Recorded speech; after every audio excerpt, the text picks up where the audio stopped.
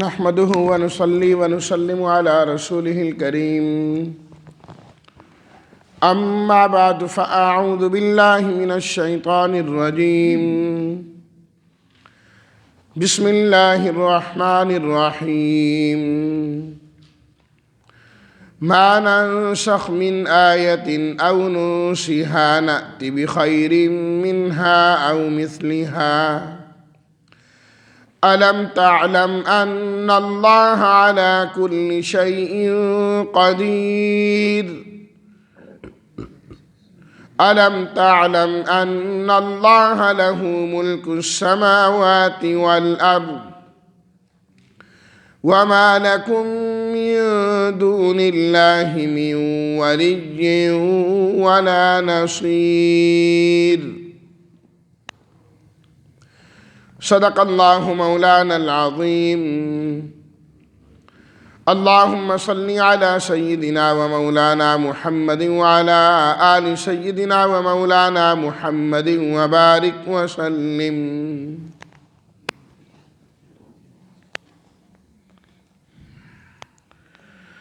جو بھی ہم منسوخ کرتے ہیں آیت یا اسے بھلا دیتے ہیں، لاتے ہیں ہم اس سے بہتر یا اس کی مثل۔ اے مخاطب، کیا تو نہیں جانتا کہ اللہ تعالیٰ ہر چیز پر قادر ہیں؟ الم تعلم ان اللہ لہ ملک السماوات والارض، کیا تو نہیں جانتا کہ بے شک اللہ کے پاس ہی ہے حکومت آسمانوں کی اور زمین کی، اور اللہ کے علاوہ نہ کوئی تمہارا دوست ہوگا اور نہ کوئی مددگار ہوگا۔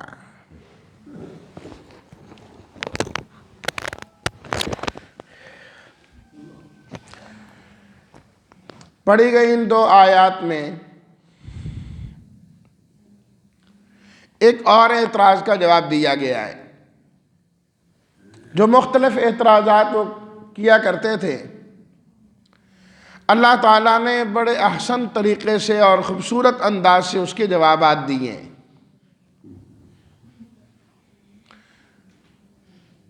مشرکین نے بھی یہ اعتراض کیا اور یہودیوں نے بھی اعتراض کیا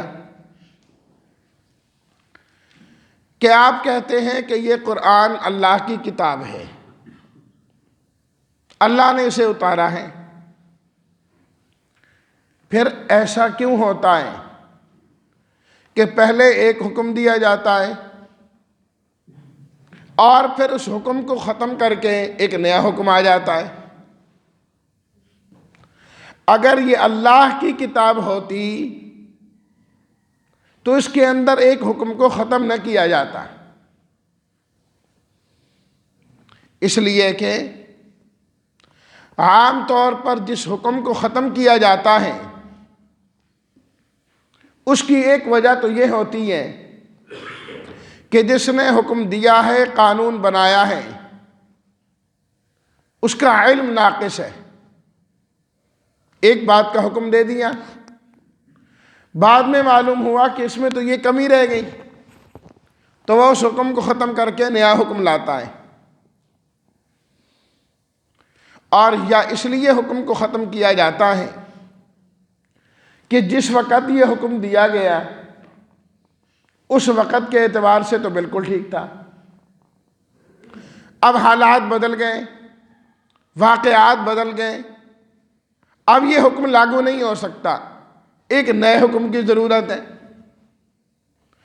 تو اللہ تعالیٰ تو سب کچھ جاننے والے، اللہ کے حکم میں کوئی نقص نہیں رہ سکتا، اور اللہ کو سارے حالات معلوم ہیں۔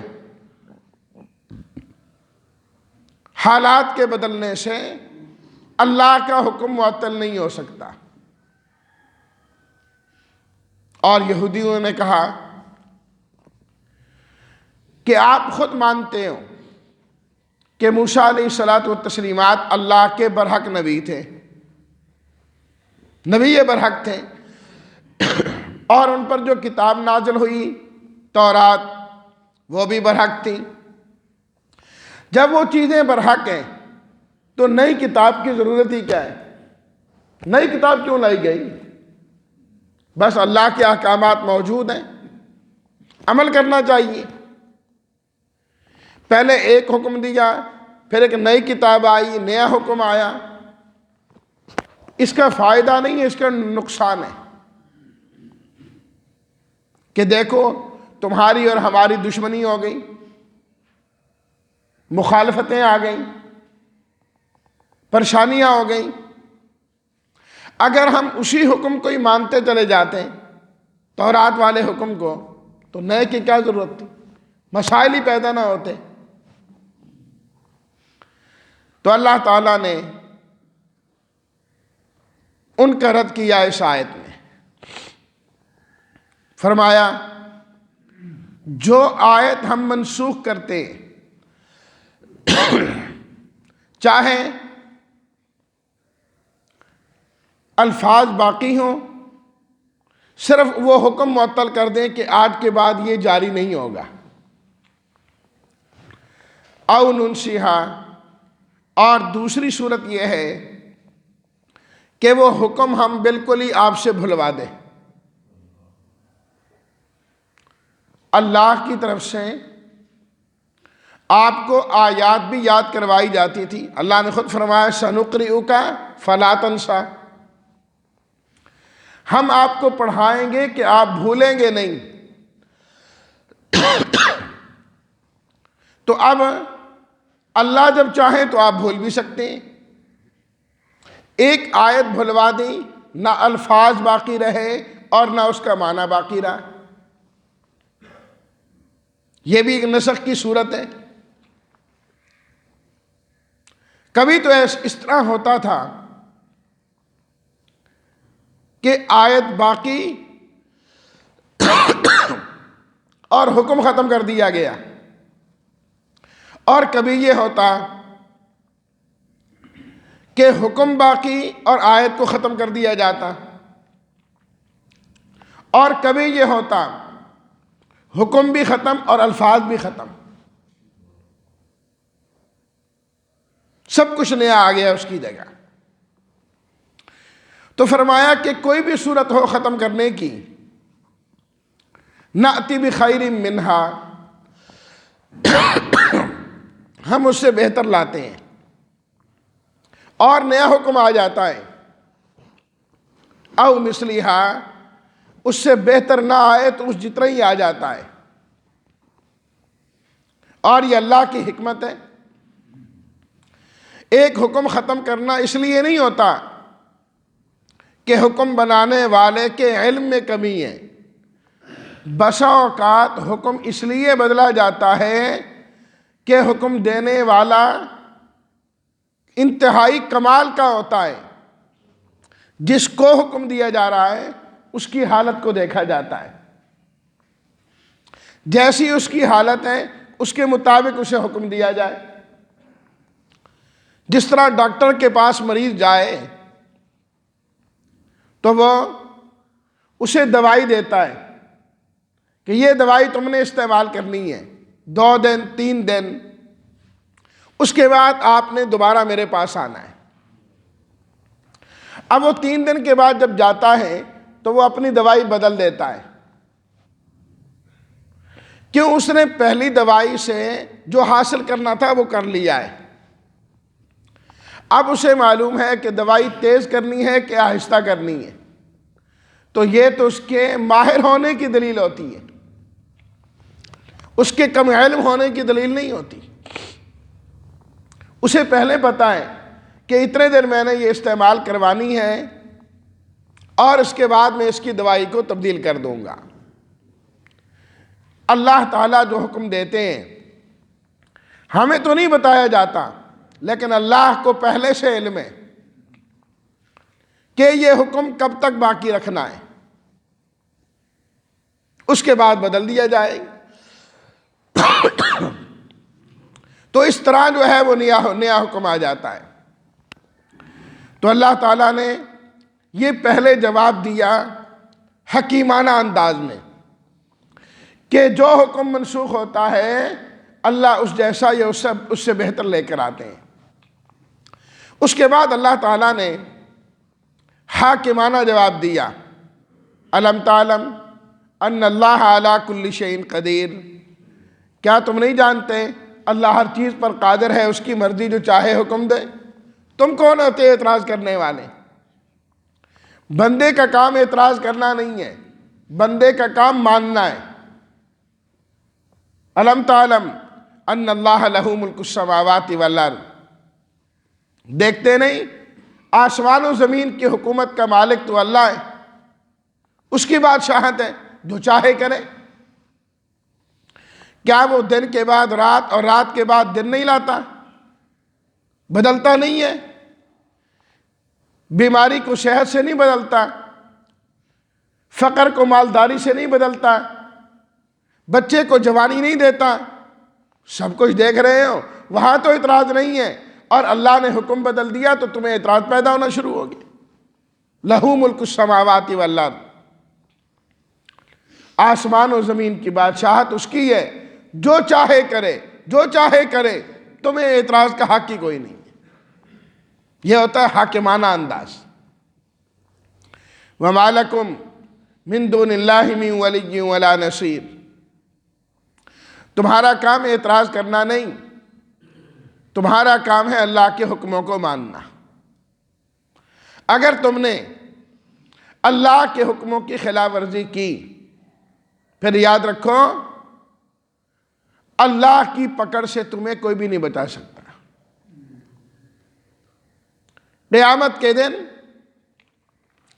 کوئی تمہارا دوست نہیں ہوگا، کوئی تمہارا مددگار نہیں ہوگا، وہاں مدد کرنے والا صرف اور صرف ایک اللہ ہوگا۔ اللہ جس کی چاہیں گے مدد کریں گے، جس کی چاہیں گے مدد کریں گے۔ تو اس لیے اللہ کے وفادار بنو، اللہ کی فرما برداری کرنے والے بن جاؤ، تاکہ وہاں پر تمہیں کسی قسم کی پریشانی کا اور دقت کا سامنا نہ ہو۔ تو یہ اللہ تعالیٰ نے آیات کو منسوخ کرنے کے دو جواب دیے۔ ایک یہ ہے کہ جو حکم جاتا ہے اس جیسا یہ اس سے بہتر اللہ تعالیٰ عطا فرما دیتے ہیں، اور دوسری چیز اللہ کی مرضی جو چاہے کرے۔ ناسخ اور منسوخ کا جاننا قرآن مجید کی تفسیر کے اندر بہت ہی ضروری عمل ہے، بہت لازمی چیز ہے۔ حضرت علی رضی اللہ تعالیٰ عنہ نے دیکھا ایک شخص مسجد میں قرآن مجید کا درس دے رہا ہے، واعظ کر رہا ہے۔ آپ نے دیکھ کے فرمایا کہ یہ انسان صرف اور صرف شہرت کے لیے کر رہا ہے یہ کام، کہ لوگ کہیں بڑا عالم ہے یہ بھی۔ جب وہ فارغ ہوا تو حضرت علی رضی اللہ تعالیٰ عنہ نے اپنے پاس بلایا اسے اور پوچھا، کیا تجھے قرآن مجید کے ناسخ اور منسوخ معلوم ہے؟ اس نے کہا معلوم نہیں ہے۔ فرمایا کہ پھر تجھے قرآن مجید کا درس دینے کی اجازت کس نے دی ہے، جب تمہیں خود ہی ایک چیز معلوم نہیں کہ کون سے احکامات ہیں اور کون سے ختم ہو گئے، تو تم کیوں لوگوں کو واعظ کر رہے ہو اور درس دے رہے؟ فرمایا نکل جاؤ یہاں سے، مسجد سے، آئندہ میں تمہیں نہ دیکھوں کہ تم قرآن کے درس دے رہے ہو۔ اس لیے بہت سارے لوگ چند احادیث دیکھ کر مفتی بن کے بیٹھ جاتے ہیں، کہتے ہیں میں نے خود حدیث میں پڑھا ہے جی، میں نے خود حدیث میں پڑھا ہے جی۔ آپ نے پڑھا ہے، آپ کو پتہ ہے کہ اس کی حیثیت کیا ہے، درجہ کیا ہے؟ کہیں ایسا تو نہیں کہ آپ علیہ الصلاۃ والتسلیمات نے اس کے بعد خود ہی اس سے منع کر دیا۔ کتنے مقامات پر ایسا ہوا کہ آپ علیہ الصلاۃ والتسلیمات نے ایک چیز کا حکم دیا اور بعد میں آپ نے فرمایا کوئی بات نہیں، رہنے دو، حدیث میں موجود ہے۔ آپ نے فرمایا کہ قربانی کا گوشت 3 دن سے زیادہ نہ رکھا کرو۔ آپ نے فرمایا قبرستان نہ جایا کرو، جن برتنوں کے اندر تم شراب پیتے تھے وہ برتن نہ استعمال کیا کرو، حدیث میں موجود ہے، صحیح حدیث ہے۔ لیکن آپ علیہ الصلوۃ والتسلیمات نے بعد میں فرما بھی دیا کہ میں نے تمہیں منع کیا تھا، اب میں تمہیں اجازت دیتا ہوں، 3 دن کے اندر قربانی کا گوشت ختم کرنا کوئی ضروری نہیں۔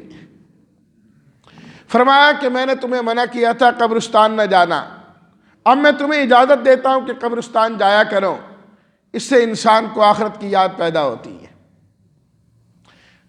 فرمایا کہ میں نے تمہیں منع کیا تھا شراب کے برتنوں کو پاک کرنے کے بعد بھی استعمال نہیں کرنا، فرمایا اب میں تمہیں اجازت دیتا ہوں برتنوں کو صاف ستھرا کر لو اور وہ برتن استعمال کیا کرو۔ خود ہے، اب وہ منع کرنے والی روایات بھی ہیں اور دوسری بھی موجود ہیں۔ جب تک ناسخ اور منسوخ کا علم نہیں ہوگا اس وقت تک انسان قرآن و سنت کو صحیح طور پر جاننے والا نہیں ہے، کبھی سمجھ نہیں آ سکتی۔ اس لیے قرآن جاننے والوں ہی سے قرآن کو سمجھنے کی کوشش کرتے رہنا چاہیے۔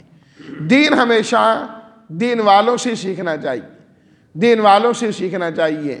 اللہ تعالی ہم سب کو قرآن کا صحیح علم نصیب فرمائے اور پھر اس پر عمل کی توفیق عطا فرمائے۔ وآخر دعوانا ان الحمد للہ رب العالمین۔